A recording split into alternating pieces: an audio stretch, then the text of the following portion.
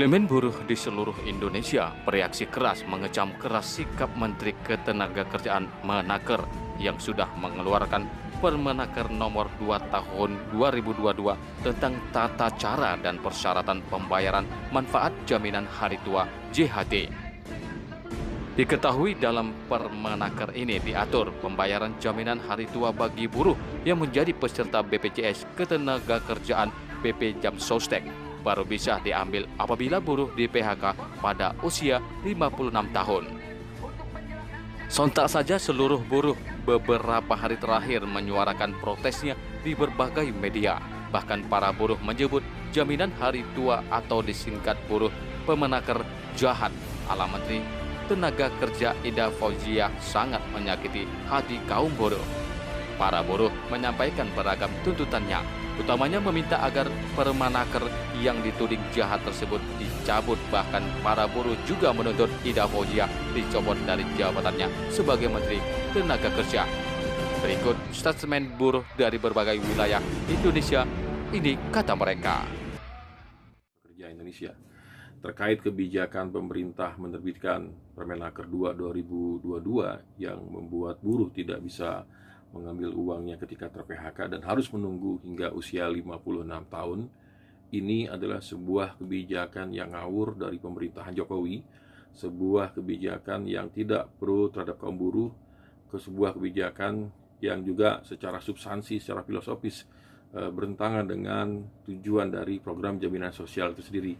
Kita mengetahui bahwasanya program jaminan sosial yang dirancang oleh pemerintah sebelumnya, bahwasanya jaminan sosial itu diberlakukan untuk melindungi kaum buruh, untuk membackup kaum buruh agar ketika kaum buruh di usia tua atau ketika kehilangan pekerjaan atau ketika mengalami cacat atau ketika mengalami atau meninggal dunia, kemudian buruh dan keluarganya tetap bisa mempunyai pendapatan, bisa hidup secara layak.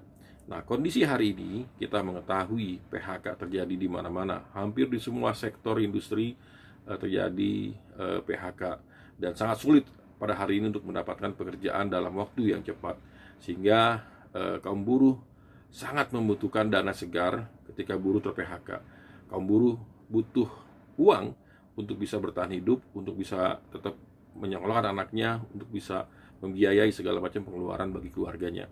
Nah, kita mengetahui dari serangkaian program-program jaminan sosial, mulai dari jaminan pensiun, jaminan kehilangan pekerjaan, ataupun juga pesangon, itu adalah program-program yang susah diakses. Pesangon kita tahu bahwasannya banyak sekali pelanggaran-pelanggaran yang terjadi, terutama di sektor padat karya, yang kemudian tidak bisa diakses atau diberikan hak bagi kaum buruh.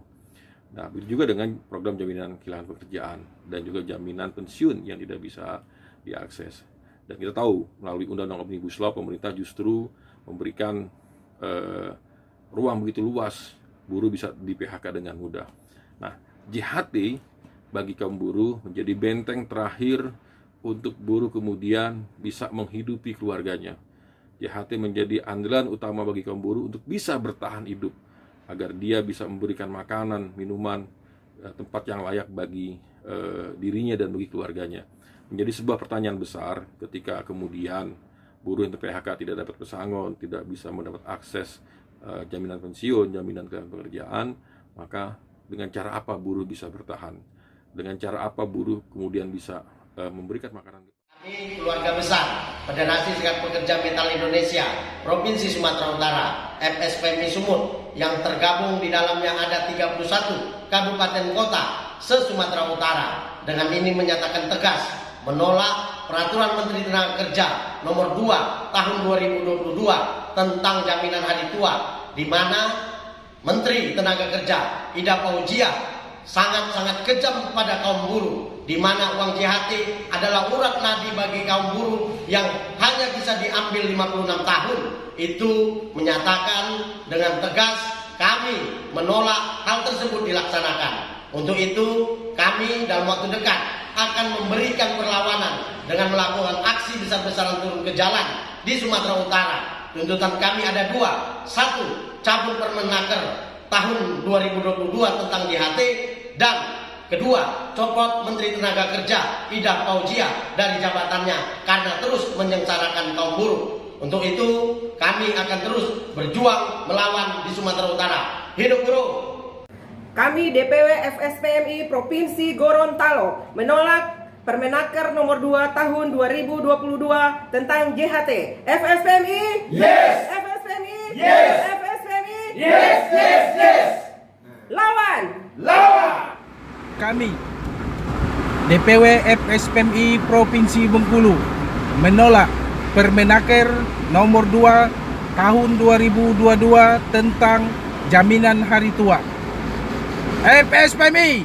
Yes. FSPMI. Yes. FSPMI. Yes. Yes. Yes. Lawan. Ketua DPW SPMI Provinsi Lampung dengan ini meminta kepada Menaker untuk segera mencabut Permenaker nomor 2 tahun 2022 tentang jaminan hari tua. Kami, keluarga besar Federasi Serikat Pekerja Metal Indonesia Kabupaten Deli Serdang, dengan ini menyatakan menolak kebijakan Permenaker nomor 2 tahun 2002 tentang jaminan hari tua, yang mana kebijakan tersebut sangat menyengsarakan kaum buruh Deli Serdang khususnya.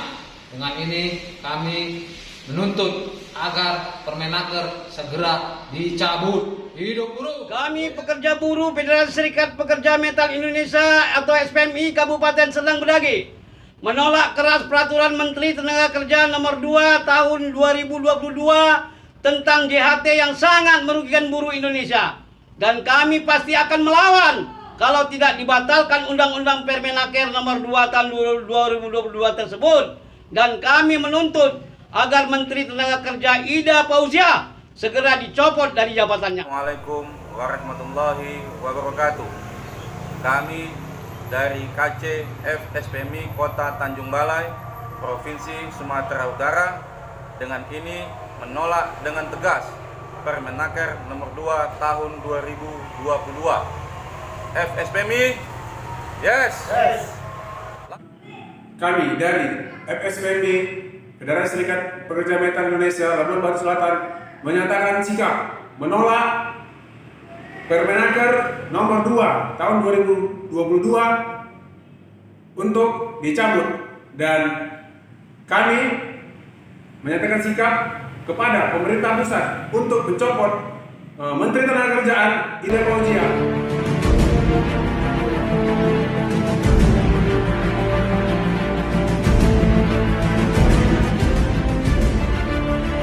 Rencananya para buruh di seluruh Indonesia akan mulai menggelar aksi serentak menolak Permenaker JHT ini dimulai pada hari Rabu 16 Februari 2022 mendatang. Dari Studio 1 Medan, tim TV-nya Buruh mengabarkan.